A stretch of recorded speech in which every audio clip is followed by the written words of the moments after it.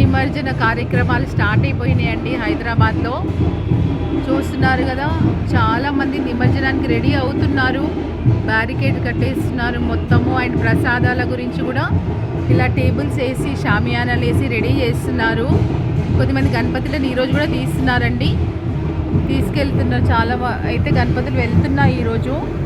మాది main centre కనుక మా ఇంటి ముందుకెళ్ళే చాలా చాలా గణపతులు వెళ్తాయి. పెద్ద పెద్ద వినాయకులన్నీ మా ఇంటి ముందుకెళ్ళే వెళ్తాయి ట్యాంక్ బండ్ దగ్గరికి. చూస్తున్నారా, నైట్ ఎంత 11 అవుతుంది. ఇప్పుడు కూడా చూడండి పబ్లిక్ ఎలా ఉన్నారో రోడ్ మీద.